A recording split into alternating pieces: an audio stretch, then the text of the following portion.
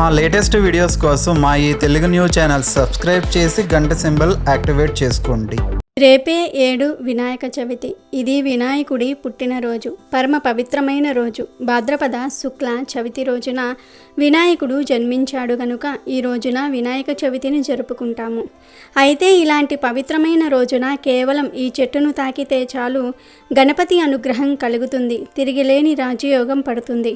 మీకు నరక బాధలు ఉండకూడదంటే ఈ వినాయక చవితి రోజు ఈ చెట్టును తప్పక తాకాలి.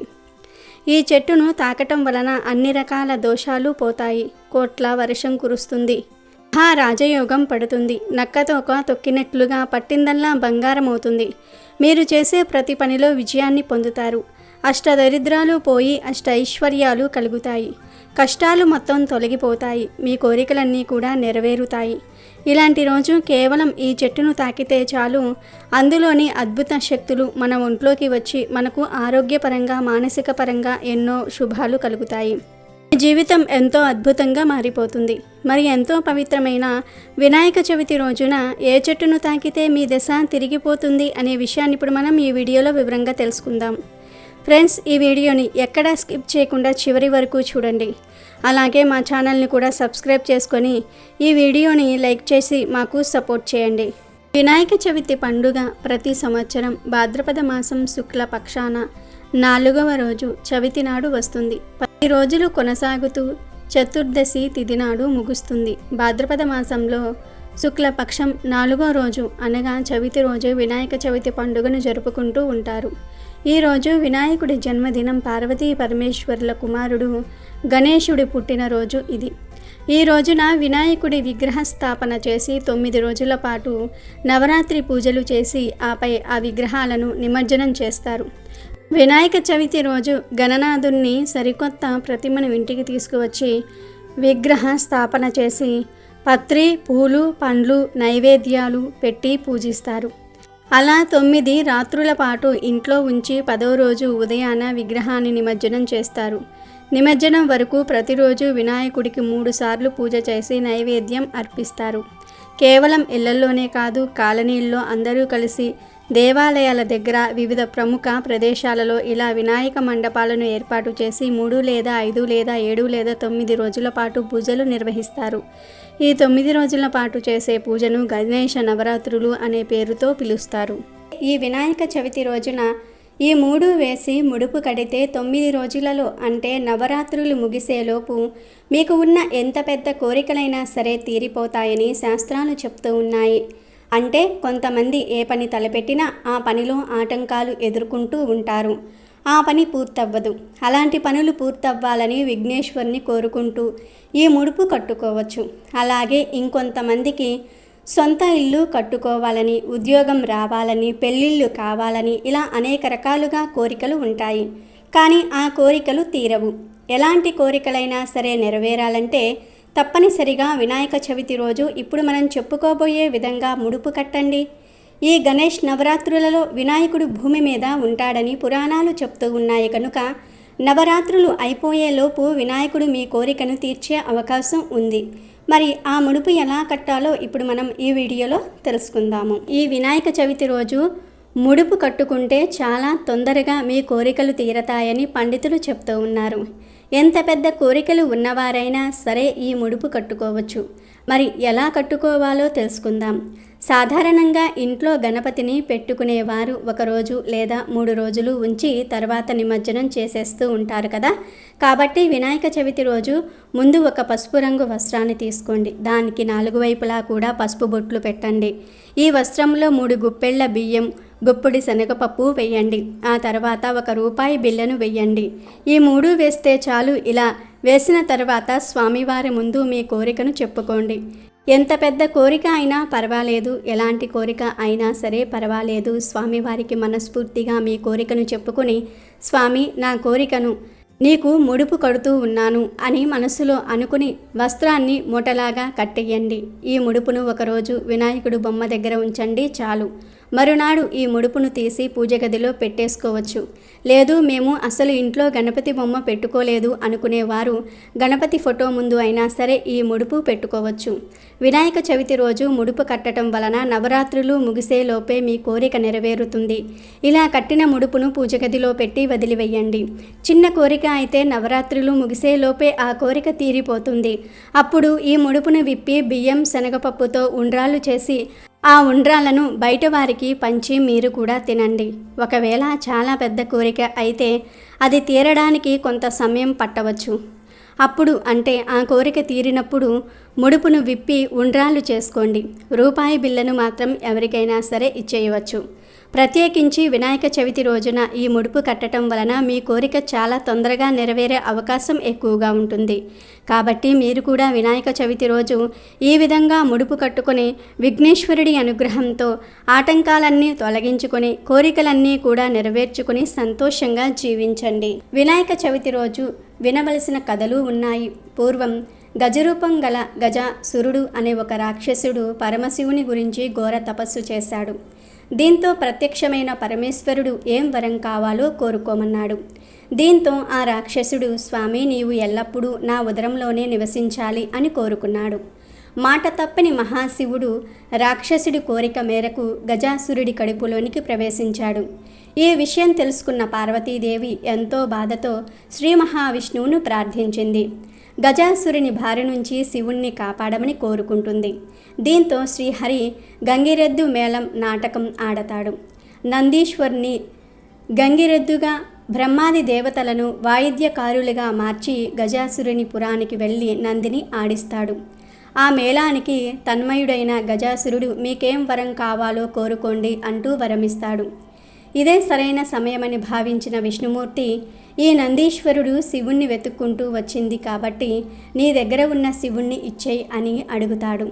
వెంటనే ఆ కోరిక కోరింది వేరెవ్వరో కాదు, సాక్షాత్తు శ్రీ మహావిష్ణువే అని గ్రహించాడు రాక్షసుడు. తనకిక మరణం తథ్యం అని గ్రహించి శివునితో నా శిరస్సును లోకమంతా కూడా ఆరాధించేటట్లుగా అనుగ్రహించి నా చర్మమును నీ వస్త్రముగా ధరించమని వేడుకుంటాడు. అనంతరం విష్ణుమూర్తి సైగ చేయటంతో నంది తన కొమ్ములతో గజాసురుణ్ణి చీల్చి చంపుతుంది. అప్పుడు బయటకు వచ్చిన శివుడికి శ్రీహరి దుష్టులకు ఎప్పుడూ అలాంటి వరాలివ్వొద్దంటూ నచ్చ చెప్తాడు. ఇంకో పక్కన కైలాసంలో పార్వతీదేవి శివుని రాక కొరకు ఎదురు చూస్తూ నలుగు పెట్టుకుంటుంది. ఆ సమయంలో కింద రాలిన నలుగు పిండితో ఒక బాలుని రూపాన్ని తయారు చేసి ఆ రూపానికి ప్రాణం పోస్తుంది. అనంతరం ద్వారం వద్దే కాపలాగా ఉంచి ఎవరినీ రానివ్వొద్దంటూ చెప్తుంది. అదే సమయంలో అటుగా వచ్చిన శివుడినే అడ్డుకుంటాడు ఆ బాలుడు. దీంతో కోపోద్రిక్తుడైన మహాశివుడు బాలుడిని శిరచ్ఛేదం గావించి లోపలికి వెళ్తాడు.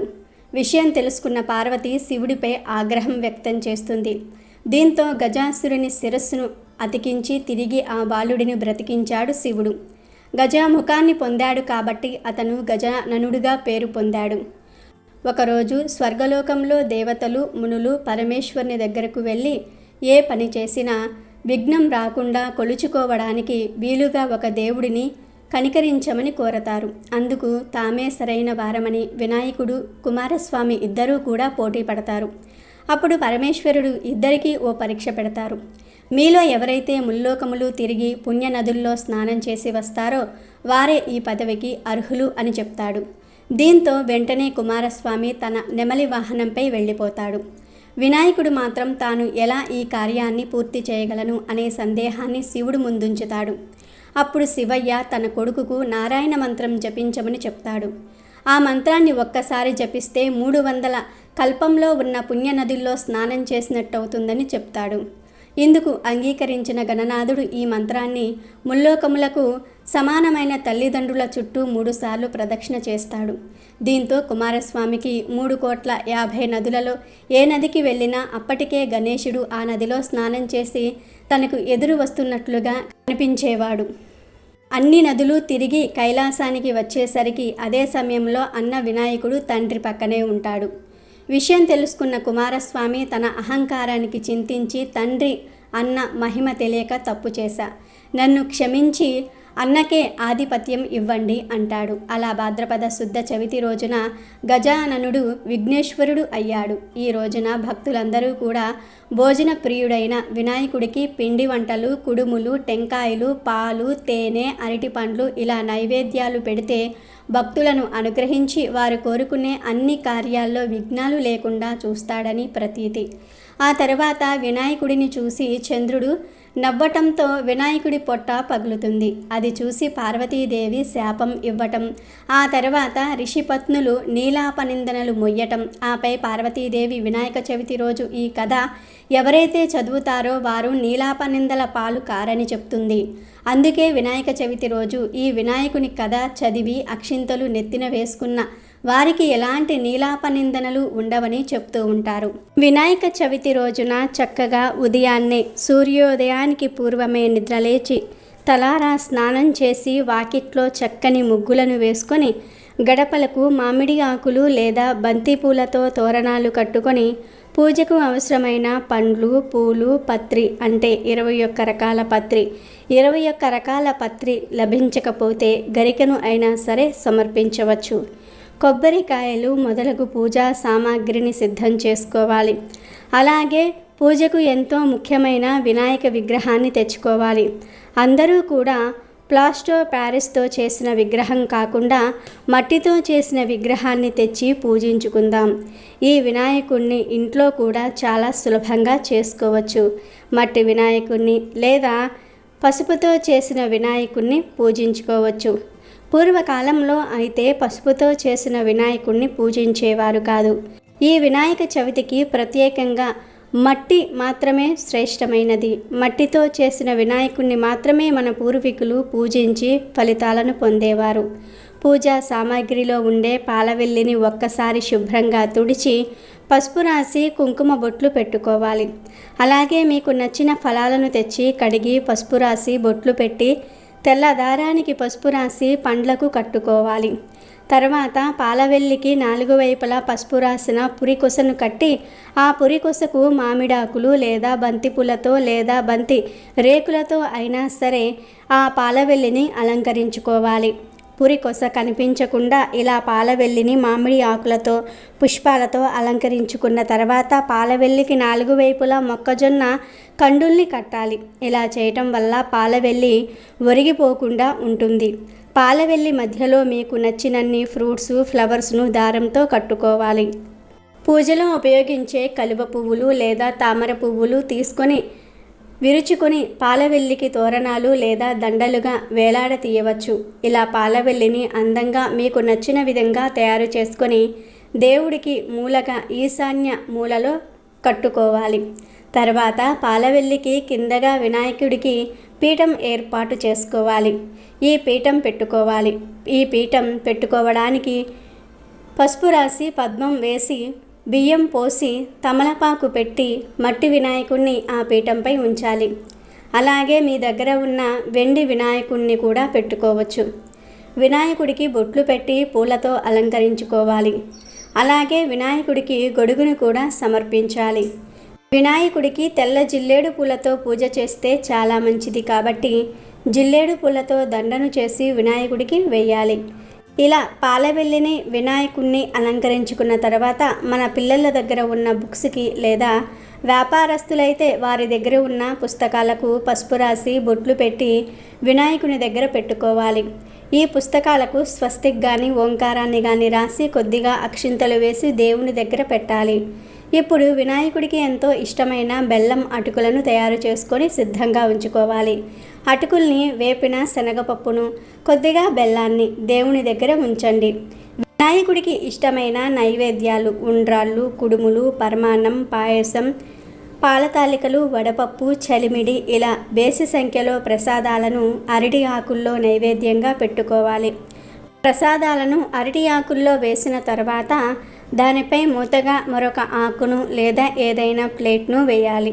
పూజ చేసేటప్పుడు కప్పిన ఆ ఆకును లేదా ప్లేట్ను తీసి ప్రసాదాలను స్వామివారికి నైవేద్యంగా చూపించాలి. ఇక పూజా విధానం ఎలా చేసుకోవాలి అంటే మండపంలో స్వామివారిని ఆవాహన చేసుకోవాలి. ఆవాహన చేసుకున్న తర్వాత స్వామివారికి దీపం, ధూపం, నైవేద్యాలు అలాగే పంచహారతి సమర్పించాలి.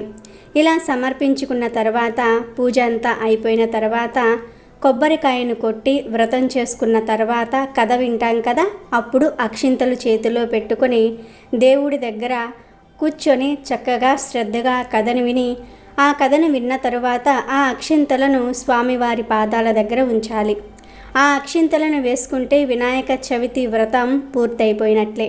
ఇది మనం ఆచరించే వినాయక చవితి వ్రతం. కాబట్టి మీరు కూడా మీ ఇంట్లో ఈ విధంగా వినాయక చవితి వ్రతాన్ని చేసుకొని ఆ లంబోదరుని అనుగ్రహాన్ని, చల్లని నీడను, ఆశీస్సులను పొందాలి. సుఖ సంతోషాలతో మీ కుటుంబమంతా కూడా జీవించాలి. మీకు సంవత్సరమంతా కూడా మీ పనులలో ఎటువంటి ఆటంకాలు లేకుండా ఆ స్వామివారు దీవించాలి. అక్షింతలను శిరస్సున ధరించకుండా బయటికి రాకూడదు. మరలా సాయంత్రం దీపం వెలిగించి స్వామివారి పాదాల దగ్గర ఉన్న అక్షింతలను శిరస్సున ఖచ్చితంగా ధరించాలి. పొరపాటున మనం చంద్రుణ్ణి చూసిన నీలాపనిందల నుండి మనం తప్పించుకోవచ్చు. కాబట్టి వినాయక చవితి రోజు ముఖ్యంగా మీరు పాటించవలసిన నియమం ఏమిటి అంటే, స్వామివారికి చక్కగా పూజా కార్యక్రమాలన్నిటినీ నిర్వహించుకున్న తర్వాత ఖచ్చితంగా మీ శిరస్సున అక్షింతలు ధరించి మాత్రమే బయటికి రావాలి. అప్పుడే మీకు స్వామివారి యొక్క అనుగ్రహం కలుగుతుంది. దానితో పాటు ఏ అపనిందలు మీ దరి చేరవు. వినాయక చవితి రోజు గణేశుడికి మీరు ఏ ప్రసాదాలు పెడతారో వాటితో పాటు ఎవ్వరికీ తెలియని కొన్ని ప్రత్యేకమైన నైవేద్యాలు కూడా పెడితే చేసే పూజకు 1000 రెట్ల ఫలితం కలుగుతుందని పెద్దలు చెప్తూ ఉన్నారు. మరి ఆ నైవేద్యాలు ఏమిటో ఇప్పుడు మనం చూద్దాం. తప్పనిసరిగా వినాయక చవితికి కుడుములు నైవేద్యం పెట్టాలి. తీపి కుడుములు, శనగపప్పు కుడుములు, ఇలా రకరకాల కుడుములు సమర్పిస్తూ ఉంటారు. ఏ కుడుములు పెట్టినా సరే స్వామి సంతోషంగా స్వీకరిస్తారు. అలాగే పాల తాలికలు కూడా నైవేద్యం పెడతారు. వీటితో పాటుగా పప్పు, అన్నం, చారు ఇలా ఆయన కడుపు నిండా తినే విధంగా చక్కగా నైవేద్యాలు పెట్టే సాంప్రదాయం కూడా ఉంది.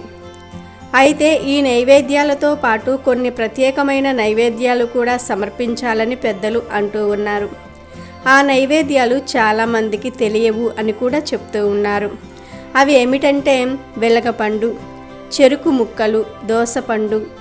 ఇవంటే వినాయకుడికి చాలా ఇష్టం. ఎవరైతే ఉండ్రాలతో పాటు వెలగపండు, చెరుకు ముక్క, దోసపండు నివేదిస్తారో, అలాగే స్వామికి కడుపు నిండా తినే విధంగా భోజనం పెడతారో వారికి ఆ స్వామివారి యొక్క సంపూర్ణ ఫలితం అనేది కలుగుతుంది. పూజకు 1000 రెట్ల ఫలితం కలుగుతుంది. ఈ నైవేద్యాలు పెడితే గణపతి ఎంతో సంతృప్తి చెంది ఆనందంగా ప్రసాదాలన్నీ కూడా ఆరగించి పొట్టను నింపుకుని, నాకు ఇన్ని నైవేద్యాలు పెట్టిన ఈ భక్తులు ఎప్పుడూ కూడా చక్కగా పిల్లా పాపలతో ఐశ్వర్యంతో సంతోషంగా ఉండాలి. ఏ పనిలోనూ ఆటంకం లేకుండా నేను చూసుకుంటాను. ఎందుకంటే నాకు కడుపు నిండా నచ్చినవన్నీ కూడా పెట్టాడు అని స్వామి దీవిస్తాడు.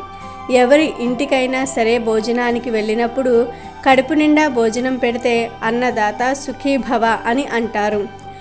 మనుషులమైన మనమే ఇలా భోజనం పెట్టిన వారిని దీవిస్తూ ఉన్నాం. అలాగే భగవంతుడు కూడా దీవిస్తాడు. కాబట్టి వినాయక చవితి రోజు మీరు ఉండ్రాళ్ళు, పాలతాలికలు ఇలా ఏ నైవేద్యాలు పెట్టినా వాటితో పాటు మర్చిపోకుండా దోసపండు, వెలగపండు, చెరుకు గడ ఖచ్చితంగా మర్చిపోకుండా పెట్టి చూడండి. మళ్ళీ వచ్చే వినాయక చవితి కల్లా కూడా మీ జీవితం చాలా అద్భుతంగా మారిపోతుంది. ఈ నైవేద్యం పెట్టడం వలన విఘ్నేశ్వరుడు మిమ్మల్ని కుబేరుడిలాగా మారుస్తాడు అనడంలో సందేహమే లేదు. ఖచ్చితంగా వినాయకుడు మీపై తన అనుగ్రహాన్ని కురిపిస్తాడు. ఈ ప్రత్యేకమైన నైవేద్యాలు పెట్టడం వలన మీ పూజకు 1000 రెట్ల అధిక ఫలితం అనేది వస్తుంది. కనుక మీరు కూడా వినాయక చవితి రోజు ఈ ప్రత్యేక నైవేద్యాలు పెట్టండి, స్వామివారి అనుగ్రహాన్ని పొందండి. ఇక ఎంతో పవిత్రమైన వినాయక చవితి రోజు మీకు ఏ సమయంలో మందార చెట్టు కనిపించినా ఆ చెట్టు దగ్గర ఒక పరిహారం చేస్తే చాలు, 1 గంటలో మీ జీవితం మారిపోతుందని శాస్త్రాలు చెప్తూ ఉన్నాయి. అసలు ఏం చేయాలి అంటే, ఈ వినాయక చవితి రోజు మీకు ఏ సమయంలో మందార చెట్టు కనిపించినా ఆ చెట్టు మొదట్లో చిటికెడు పసుపును చల్లండి. ఒకవేళ మీకు మందార చెట్టు కనిపించకపోతే మీరే మందార చెట్టు దగ్గరకు వెళ్ళి అయినా సరే ఈ పరిహారం చేసుకోవచ్చు. వెళ్ళేటప్పుడు చిటికెడు పసుపును, 1/4 కేజీ బెల్లం కుందెను మరియు ఒక స్కెచ్ పెన్నును తీసుకొని వెళ్ళండి. ముందైతే మందార చెట్టు మొదట్లో చిటికెడు పసుపును చల్లండి. ఆ తర్వాత బెల్లం కుందెను తీసుకుని దాని మీద స్కెచ్ పెన్తో మీ కోరికను రాయండి. అంటే అప్పుల బాధలు ఉంటే నా అప్పులు తీరిపోవాలి అని, సంపాదన పెరగాలని ఉంటే నా సంపాదన పెరగాలని, ఆరోగ్య సమస్యలు ఉంటే నా ఆరోగ్యం బాగుండాలని, ఇలా మీకు ఏ కోరికలు ఉంటే ఆ కోరికను బెల్లం కుందె మీద రాయండి. తర్వాత ఈ బెల్లం కుందెను మీ 2 చేతులతో పట్టుకుని మందార చెట్టు చుట్టూ 3 ప్రదక్షిణలు చేయండి. అలా ప్రదక్షిణలు చేసేటప్పుడు కూడా మీ మనసులో కోరికను చెప్పుకోండి. ప్రదక్షిణలు చేసే వీలు లేకపోతే ఆత్మ ప్రదక్షిణ చేసుకోండి. ఆ తర్వాత మందార చెట్టు మొదట్లో చిన్న గొయ్యను తీసి ఆ గొయ్యలో ఈ బెల్లం ముక్కను పాతిపెట్టేసి వెనక్కి తిరిగి చూడకుండా ఇంటికి వచ్చేయండి. ఇంట్లోకి వెళ్లే ముందు కాళ్ళు చేతులు కడుక్కొని వెళ్ళండి. ఇలా ఈ చిన్న పరిహారం చేశారంటే గంటలోనే మీకు ఫలితాలు వచ్చేస్తాయి. మీ సమస్య నుండి బయటపడే మార్గం తెలుస్తుంది. జీవితం అద్భుతంగా మారిపోతుంది. అప్పులు, కష్టాలు, సమస్యలు అన్నీ పోతాయి. మీరు అపర కుబేరులుగా మారిపోతారు. మందార చెట్టుకు అంత శక్తి ఉంది. మందార మొక్క పూలు పూస్తే చూడడానికి చాలా అందంగా ఉంటుంది. ఈ మొక్క ఎన్ని పూలు పూస్తే అంత సంపద మన ఇంట్లోకి వస్తుందని పెద్దలు చెప్తూ ఉంటారు. దేవతా పూజకు కూడా మనం మందార పూలను ఉపయోగిస్తూ ఉంటాము. దేవతా వృక్షాలలో మందార చెట్టుకు ప్రత్యేకమైన స్థానం ఉంది. అన్ని కాలాలలో పూలు పూస్తే ఈ మందార మొక్కను ఇంట్లో పెంచుకుంటే ఇంట్లోని వారికి ధనానికి లోటు ఉండదు. ఎర్రని మందార పువ్వులను దేవతా ఆరాధనలో ఎవరైతే వినియోగిస్తూ ఉంటారో వారి కోరికలను భగవంతుడు తప్పక నెరవేరుస్తాడని పురాణాలలో చెప్పబడింది. ఎర్ర మందారం చెట్టును ఇంట్లో పెంచి బయటకు వెళ్ళేటప్పుడు ఆ మొక్కను చూస్తూ బయటకు వెళ్ళటం వల్ల అంతా శుభమే కలుగుతుంది. చెట్టంతా పూలు పూసిన మందార చెట్టును చూస్తే మనసంతా ఎంతో ఆహ్లాదకరంగా మారుతుంది. కనుక వినాయక చవితి రోజు మందార చెట్టు కనిపిస్తే తప్పనిసరిగా ఈ పరిహారాన్ని చేసి శుభ ఫలితాలను పొందండి. అలాగే వినాయకుణ్ణి మందార పూలతో పూజించండి. సకల ఐశ్వర్యాలు సిద్ధిస్తాయి. దేవుళ్ళందరికీ ప్రథమ నాయకుడు వినాయకుడు. ఈ గణపతిని పూజించని వేడుకొని భక్తులు ఉండరు. ఆయన లేనిది ఏ కార్యము జరగదు. వినాయకుడు సకల దేవతా గణాలకు అధిపతి. అన్ని అడ్డంకులు తొలగించే విఘ్నరాజు. అన్ని కార్యములకు, పూజలకు ప్రథమంగా పూజలందుకునేవాడు వినాయకుడు. అందుకే మొదట ఏ పూజ అయినా వినాయక పూజతోనే ప్రారంభమవుతుంది. భక్తుడు ఏ పూజ చేయదలుచుకున్నా మొదట పూజించేది, స్మరించుకునేది విఘ్నేశుణ్ణే అని అందరికీ తెలిసిన విషయమే. చూడ్డానికి పూర్ణ కుంభం లాంటి దేహం, బాణ కడుపు, తొండం ఉంటుంది వినాయకుడికి. ఇవి పరిపూర్ణమైన ఈ జగత్తుకు గుర్తు. ఏనుగు తల, సన్నని కళ్ళు మేధస్సుకు సంకేతాలు.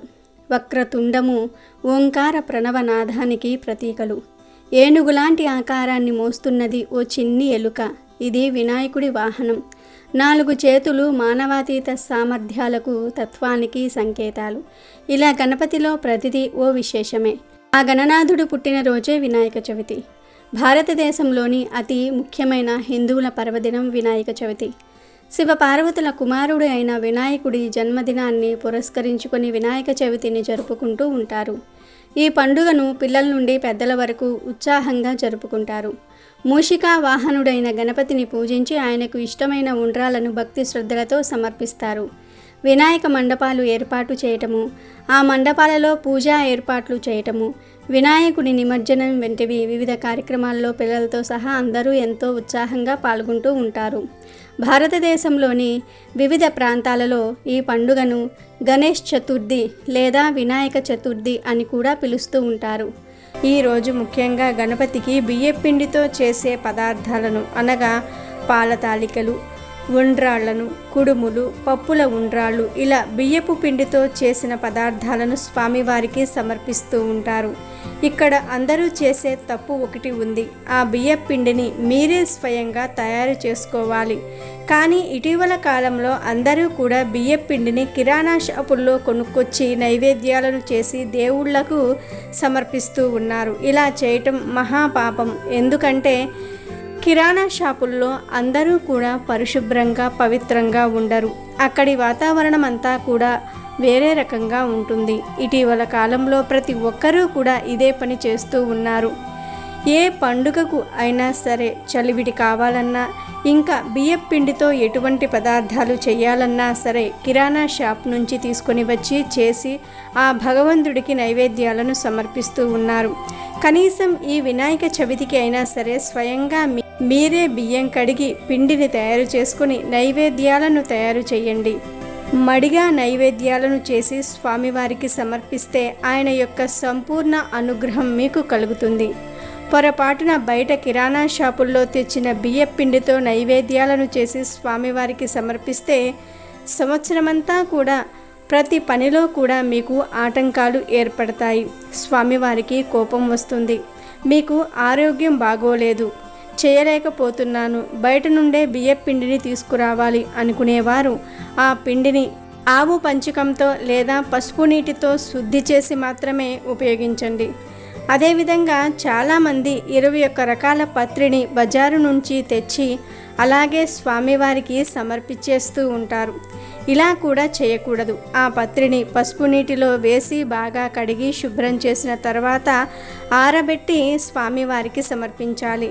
పువ్వులను, కాయలను, విగ్రహాన్ని అంటే గణపతి ప్రతిమను అన్నిటినీ కూడా బజారు నుంచి తెచ్చిన తర్వాత పసుపు నీటితో శుద్ధి చేసి ఆ తర్వాత స్వామివారికి సమర్పిస్తే మంచి ఫలితాలు అనేవి కలుగుతాయి. ముఖ్యంగా బియ్యపు పిండిని స్వామివారికి నైవేద్యాలలో ఉపయోగిస్తూ ఉంటాం కాబట్టి సాధ్యమైనంత వరకు కూడా స్వయంగా మీరు మీ చేతులతో ఇంట్లో చేసుకునే విధంగా ఆలోచించండి. బయట నుండి ఎట్టి పరిస్థితుల్లోనూ బియ్యపు పిండిని తీసుకొచ్చి స్వామివారికి నైవేద్యాలను సమర్పించవద్దు. ఇలా చేస్తే స్వామివారికి ఆగ్రహం కలిగి సంవత్సరం మొత్తం కూడా మీరు చేసే ప్రతి పనిలోనూ కూడా ఆటంకాలను కలిగిస్తాడని ఆ పండితులు చెప్తూ ఉన్నారు. కాబట్టి మీరు కూడా ఈ వినాయక చవితిని మంచిగా, పరిశుద్ధంగా, అలాగే పవిత్రంగా మంచి మడి బట్టతో చేసుకోవాలని పండితులు చెప్తూ ఉన్నారు. కాబట్టి ఈ వినాయక చవితి రోజు మీరు కూడా ఇప్పుడు మనం చెప్పుకున్న విధంగా పూజను చేసుకొని ఆ విఘ్నేశ్వరుడి యొక్క అనుగ్రహాన్ని సంవత్సరం అంతా కూడా పొందండి. పొరపాటున ఇప్పుడు మనం చెప్పుకున్న విధంగా బియ్యపు పిండితో నైవేద్యాలను చేసి ఆ వినాయకుడికి సమర్పిస్తే వినాయకుడికి కోపం వస్తుంది. కాబట్టి ఇప్పుడు మనం చెప్పుకున్న విధంగా వినాయకుడి పూజను మంచి పద్ధతిలో శుద్ధిగా చేసుకొని మంచి ఫలితాలను పొందండి. ఎంతో పవిత్రమైన వినాయక చవితి రోజు మీరు ఈ చెట్టును తాకితే చాలు మీ దశ మారిపోతుంది, నరక బాధలు పోతాయి, మహారాజయోగం పడుతుంది అని శాస్త్రాలు చెప్తూ ఉన్నాయి. చెట్లు, మొక్కలు మానవ జాతికి ఎంతో మేలు చేస్తూ ఉంటాయి. ప్రతి సంవత్సరం చిగురిస్తూ పుష్పిస్తూ కాయలు, పండ్లు అందించే వాటిని చెట్లు అంటారు.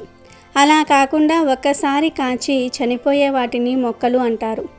చెట్లు నేల పట్టుత్వాన్ని, భూసారాన్ని చక్కగా కాపాడుతాయి. ప్రకృతికి అందాలను చేర్చటంలోనూ వ్యవసాయంలోనూ చెట్లు ప్రధాన పాత్ర పోషిస్తూ ఉంటాయి. చెట్లు తదితరాలలో కూడా మనిషిలో ఉన్నట్లే పంచభూతాలు ఉన్నాయి. వాటికి కూడా మనిషికి లాగే వినటము, వాసన, చూడటము, రసం, స్పర్శ, దృష్టి అనే 5 ఇంద్రియాలు ఉన్నాయి. అవి ఇతర జంతువుల్లాగా పైకి కనిపించకపోవచ్చు. మాత్రం చేత వాటిని లేవు అని అనడానికి వీలు లేదు. వృక్షంలోనూ ఆకాశం అనేది ఉంది. చెట్లకు స్పర్శను పొందే లక్షణం ఉంది. అలాగే గాలి వీచినప్పుడు, పిడుగులు పడుతున్నప్పుడు కలిగే ధ్వనులకు పువ్వులు, పండ్లు రాలి పడుతూ ఉంటాయి. అంటే ఆ ధ్వనిని వినే శక్తి ఆ చెట్లుకుంది.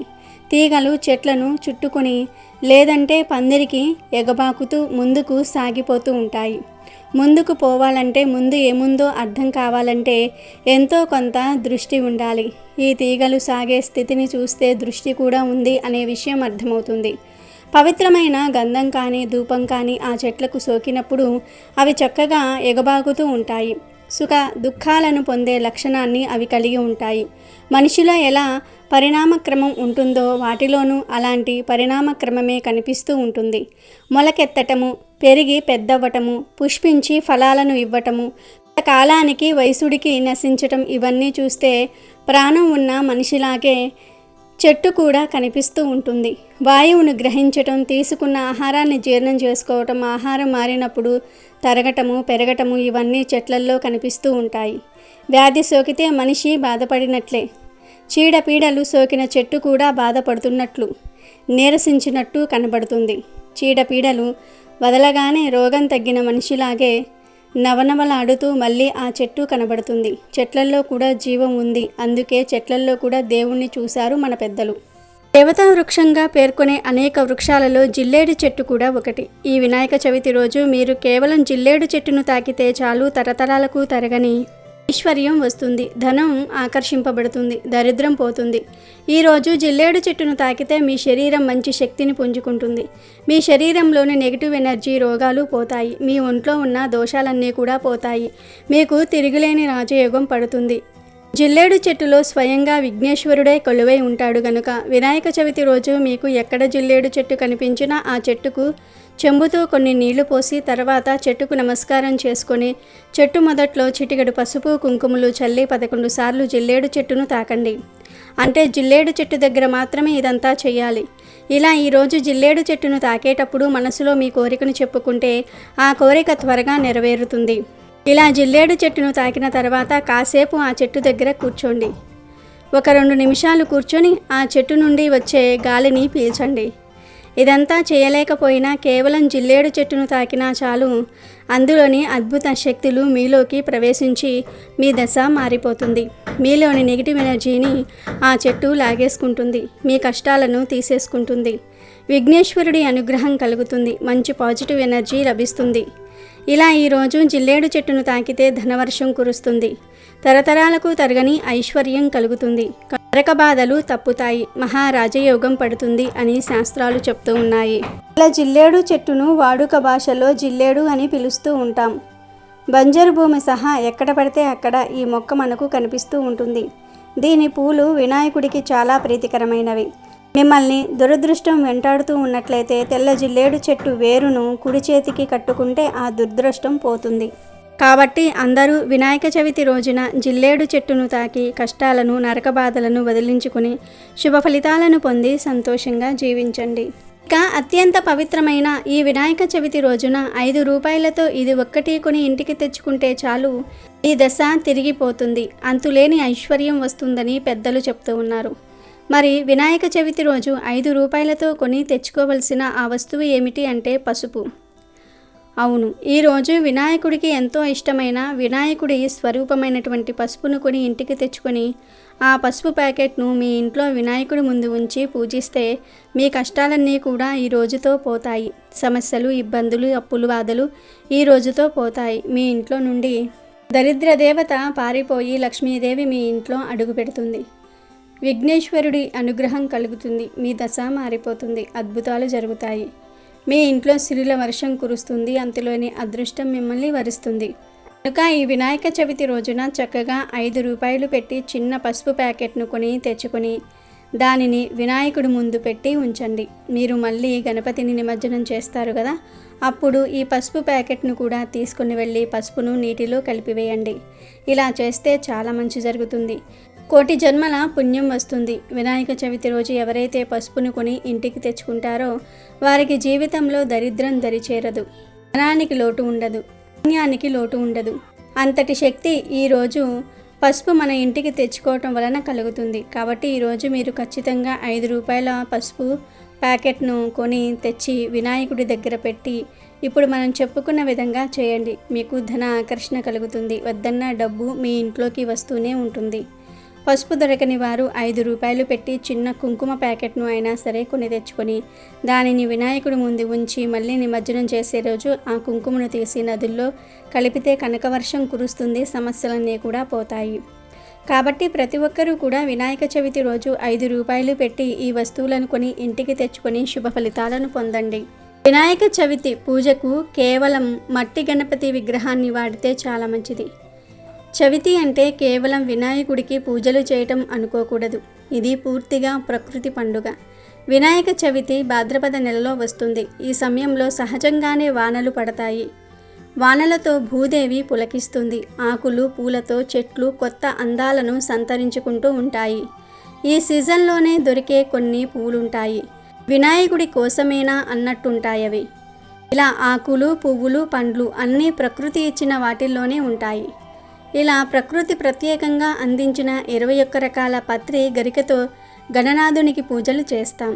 చెరుకు గడలు, వెలగ పండ్లు, మొక్కజొన్న కంకులను ప్రసాదంగా వినాయకుడికి నివేదిస్తాం. అటు ఆకులు ఇటు పూలు పండ్ల మధ్య కొలువైన గణపతిని చూస్తే ఆ ప్రకృతిలో మనము భాగమైనన్న అభిప్రాయం కలుగుతుంది. కాబట్టి గణపతి పూజను ప్రకృతి సంభరంగానే చూడాలి. ప్రకృతి సహజంగా దొరికే ఆకులు అలముల్లో ఎన్నో ఔషధ గుణాలు ఉంటాయి. అనేక రకాల రోగాలకు ఇవి ముందుగా ఉపయోగపడతాయి. ఆకులు అలములను పత్రిగా వాడటం వల్ల ఏ ఆకులో ఏ ఔషధ గుణాలు ఉన్నాయో తెలుస్తుంది. రోగాలు వచ్చినప్పుడు ఇంటి ఆవరణలో సులభంగా దొరికే ఆకులతోనే వైద్యం చేయవచ్చు. రోగాలకు అడ్డుకట్ట వేయవచ్చు. భాద్రపద మాసంలో పంటలన్నీ కూడా కాయల రూపంలోనే ఉంటాయి. ఈ పచ్చికాయలనే వినాయకుడికి నివేదిస్తాం. వానాకాలానికి అవసరమైన ఆహారమే నైవేద్యంగా పెడతాం. ప్రకృతి ఎలా ఉంటే దానిని అలాగే ఆస్వాదించండి, పూజించండి అనే సందేశం గణపతి పూజలో ఉంది. వినాయకుడి పూజ కోసం మట్టి విగ్రహం, పత్రాలు ఉపయోగించడం వెనుక మరో కారణం కూడా కనిపిస్తుంది. ఒండ్రు మట్టిలోనూ పత్రాలలోనూ ఔషధీ గుణాలు ఉంటాయి. గణపతికి చేసే షోడశోపచార పూజలో భాగంగా మాటిమాటికి ఈ విగ్రహాన్ని, పత్రాలను తాకటం వల్ల వాటిలోని ఔషధీ తత్వం మనకు చేరుతుంది. పూజ ముగిసిన తర్వాత ఓ 9 రోజుల పాటు ఆ విగ్రహాన్ని, పత్రాలను ఇంట్లో ఉంచటం వల్ల చుట్టూ ఉన్న గాలిలోనికి ఆ ఔషధీ గుణాలు చేరుతాయి. ఇలా 9 రోజుల పాటు విగ్రహాన్ని, పత్రాలన్నింటినీ కూడా ఇంట్లో ఉంచుకున్న తర్వాత దగ్గరలో ఉన్న జలాశయంలో కానీ బావిలో కానీ నిమజ్జనం చేస్తాము. ఈ క్రతువులో ఎక్కడా ఎలాంటి శేషము మిగలదు. అంతేకాదు వినాయక చవితి నాటికి వర్షాలు ఊపందుకుంటూ ఉంటాయి. వాగులు, నదులు ఉద్రిక్తంగా ప్రవహిస్తూ ఉంటాయి. అలాంటి సమయంలో తీరం వెంబటి మట్టి విగ్రహాలను నిమజ్జనం చేయటం వల్ల వరదపోటు తగ్గే అవకాశం కూడా ఉంటుంది.